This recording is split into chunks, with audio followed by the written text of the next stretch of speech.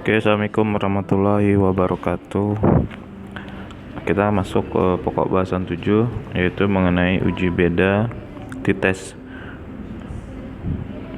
Uji beda t-test ini merupakan alat uji yang sering digunakan untuk data berskala non-metrik. Ada dua uji yang akan kita bahas. Yang pertama uji sampel one test, uji sampel T1 test ya. Uji one sample t-test. Yang kedua adalah uji two sample t-test. Kita lihat pengertian dari uji beda satu sampel atau one tail test ya. Jadi uji sampel satu ini adalah menguji suatu nilai tertentu yang diberikan sebagai pembanding berbeda secara nyata ataukah tidak dengan rata-rata sebuah sampel. Bentuk pernyataan hipotesis daerah penolakannya hanya berada pada satu sisi dari kurva normal. Misalnya positif di sebelah kanan, jadi selalu positif. Misalnya positif sebelah kiri, jadi selalu negatif. Itu uji beda satu sampel ya. Kalau uji beda dua sampel, ini membandingkan rata-rata dua grup yang berhubungan satu dengan yang lain. Atau menguji dua sampel yang berpasangan atau paired sample t-test. Apakah kedua grup tersebut mempunyai rata-rata secara nyata atau signifikan. Bentuk hipotesisnya misalnya menolak AO pada dua daerah penolakan, yaitu AO ditolak apabila dihitung lebih kecil dari daerah kritis negatif kiri atau lebih besar dari daerah titik kritis positif atau sebelah kanan. Di sini ada sebuah kurva atau sebuah garis interval ya, bentuk lonceng. Jadi di sini contoh untuk satu sampel t-test, misalnya di sebelah kanan penolakannya positif, jadi dia selalu di sebelah kanan ya. Misalnya positif di sebelah kiri, jadi selalu nilainya berada di negatif. Ini contohnya ya. Oke, ini untuk yang daerah yang kedua adalah untuk dua sampel penolakannya berada di positif dan di negatif. Oke, ini ada sebuah contoh pengujian terhadap uji beda satu sampel. Misal seorang kelompok tani berkeyakinan bahwa dia baru memperkenalkan varietas padi baru. Kalau produktivitasnya paling rendah itu sebesar 32 karung per hektar gabah. Untuk meyakinkan, ia meminta bantuan 16 orang petani mencoba atau menguji produktivitasnya. Hasil yang diperoleh setelah panen dari 16 orang petani tersebut adalah seperti di tabel yang dari ke-16 itu masing-masing telah diketahui ya. Jadi diminta melakukan pengujian uji beda satu sampel di mana rata-rata produktivitas varietas baru lebih besar daripada rata-rata nasional atau standar itu biasanya 32 kilo per hektar ya. Oke, ini asumsinya dianggap semua asumsi yang diperlukan dapat terpenuhi. Yang kedua, hipotesisnya adalah apabila HO banding X bar sama dengan mu itu 32 hektar berbanding dengan di atas. Nah, 32 itu level signifikansi tingkat kepercayaan sebesar 0,05%. Jadi kita hipotesisnya seperti itu ya, apakah berada lebih besar daripada standar nasional. Oke, untuk mengujikan uji statistika kita akan menghitung rumusnya, yaitu T hitung sama dengan X bar dikurang mu dibagi X dikali X bar. Jadi sama dengan X barnya diketahui 32,56. Ini adalah jumlah ya. Jumlah dari 30 ditambah 35 tambah 35 tambah 34 tambah 28 tambah 36 ditambah 33 ditambah 32 tambah 32 tambah 34 tambah 33 tambah 33 tambah 29 tambah 30 tambah 33 ditambah 34. Ini hasilnya sebesar 521. Teman-teman bisa ngitung nanti totalnya sebesar 521 itu dibagi 16. sehingga diperoleh hasil 32,56 dikurang 32 itu adalah produktivitas nasional ya. Terus dibagi, standar deviasinya adalah 2,2791. Ini caranya seperti ini ya teman-teman.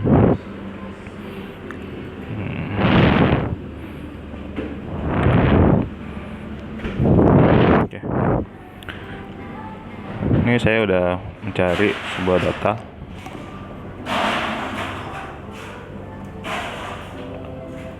Oke, ini sampelnya ada 16,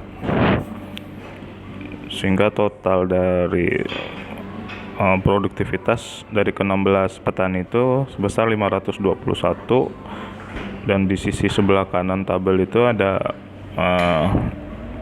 produktivitas dikuadratkan sebesar 17.043.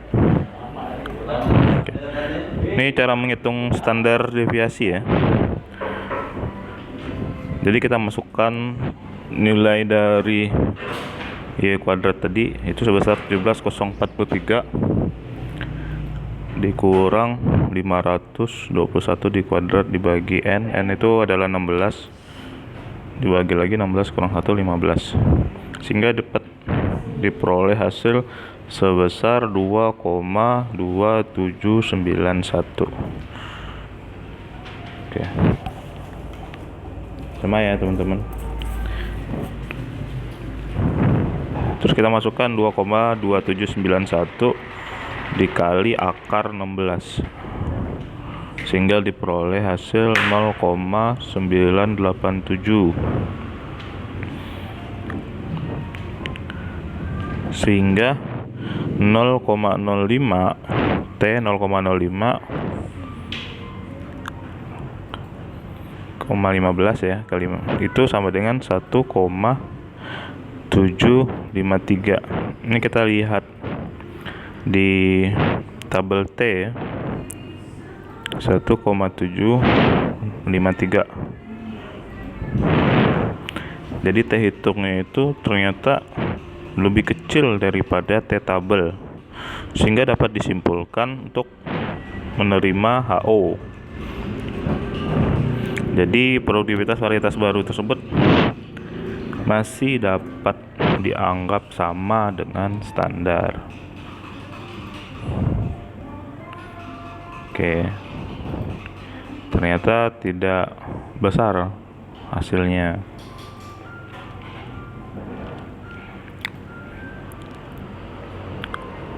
Oke, ini melakukan uji coba lewat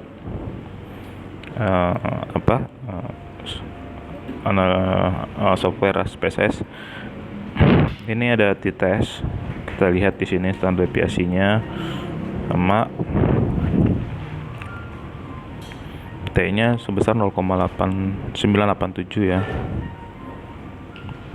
Kita hitung degree of freedom 15.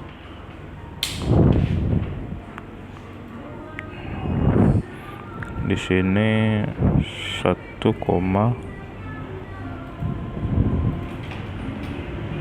T tabelnya 1,573 ya. Oke, hasil pengolahan data tingkat produktivitas pada varietas baru, nilai signifikansi sebesar 0,339. Kita bisa lihat di tabel, lebih besar dari tingkat kepercayaan 0,05 ya, atau nilai T hitungnya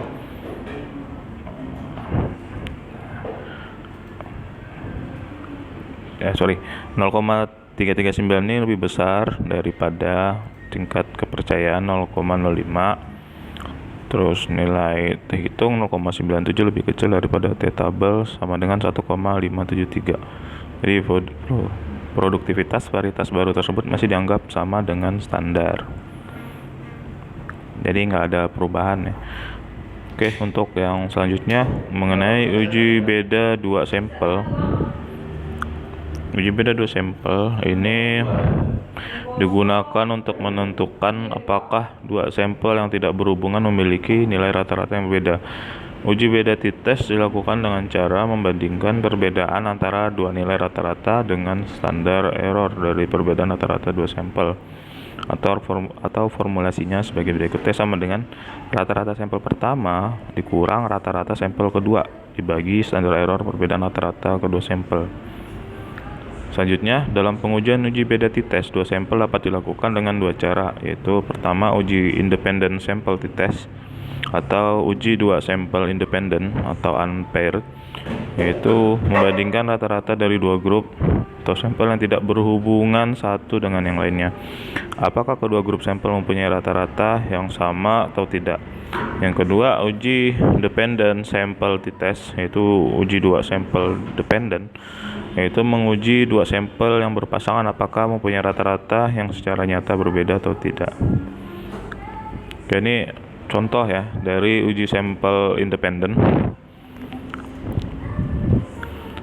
Manajer pemasaran roti Kurnia Mandiri Kendari ingin mengetahui apakah ada perbedaan prestasi penjualan roti berdasarkan jenis kelamin atau gender salesman-nya. Berdasarkan pengamatan sementara, maka dugaan yang diajukan oleh manajer pemasaran bahwa terdapat perbedaan prestasi penjualan roti yang signifikan antara jenis kelamin wanita dan pria.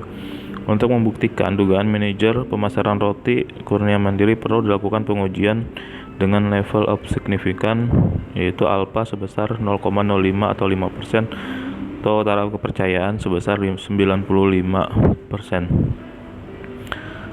Data yang diperoleh untuk melakukan pengujian dengan mengambil sampel 30 orang tenaga salesnya sebagai berikut.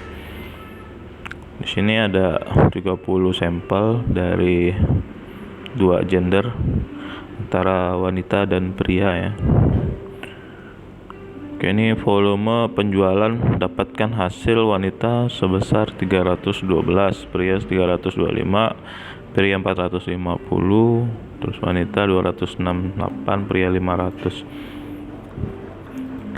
Oke, di sini kita masuknya lewat SPSS ya. Jadi uji sampel dependent, misalnya laki-laki ada 20, data yang diperoleh, wanita ada 10. Diolah sehingga mendapatkan hasil dua sampel independen. Ini keputusannya. Jadi disimpulkan itu, ini kita baca dari atas ya. Ada dua tahap penelitian lakukan. Yang pertama menguji varian dengan sampel tersebut berbeda atau tidak, terus melihat t-test menentukan apakah terdapat perbedaan nilai rata-rata secara signifikan dengan dasar pengambilan keputusan. Yang pertama, apabila di atas alpha HO diterima, apabila di bawah HO ditolak. Oke, terlihat dari output SPSS bahwa F hitung tes Leven tes sebesar 5,730 dengan nilai signifikansi F sebesar 0,024. Ini berada di bawah alpha 0,05. Jadi disimpulkan bahwa dugaan hipotesis yang diajukan oleh manajer roti dapat diterima ya. HA-nya dapat diterima, terus atau kode varian berbeda.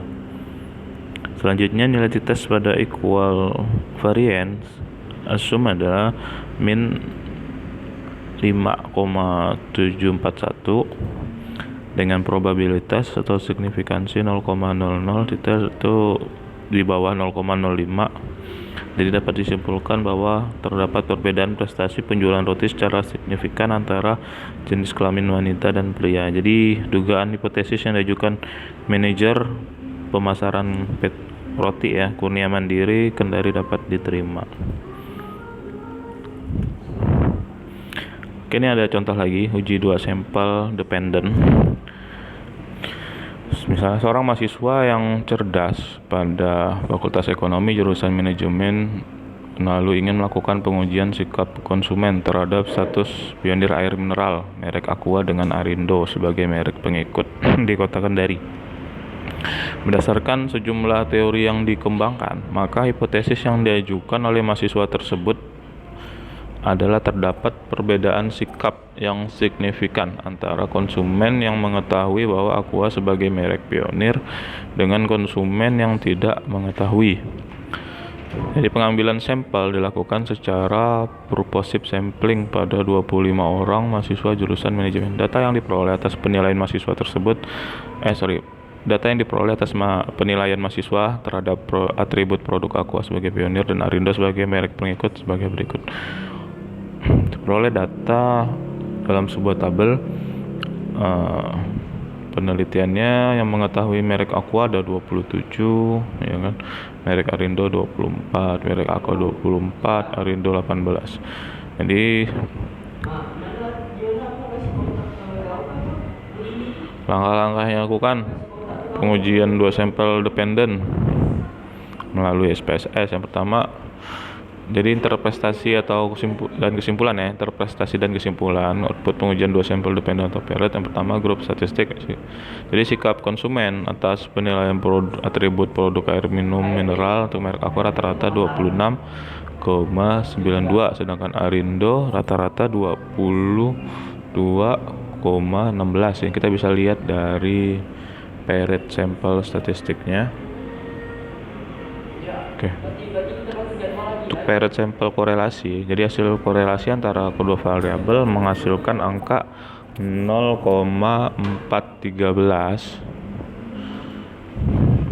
dengan nilai signifikansi 0,04. Jadi masih di bawah nilai alpha ya, 0,05. Jadi bahwa rata-rata sikap konsumen atas produk mineral tersebut untuk merek Aqua dengan merek Arindo adalah kuat atau signifikan. Yang ketiga, mengenai paired sample test, dasar pengambilan keputusan. Jika signifikansi atau probabilitas lebih besar dari alpha, HO diterima, jadi varian sama. Jika lebih kecil, HO ditolak, varian berbeda. Dilihat dari output SPSS bahwa probabilitas atau signifikansi total adalah 0,000. Jadi probabilitasnya signifikan. Dengan demikian dapat disimpulkan bahwa terdapat perbedaan sikap yang signifikan secara nyata antara konsumen yang mengetahui bahwa Aqua adalah sebagai merek pionir dengan konsumen yang tidak mengetahui, sehingga HA dapat diterima. Oke, sekian dari saya. Wabillahi taufiq wal hidayah. Wassalamualaikum warahmatullahi wabarakatuh.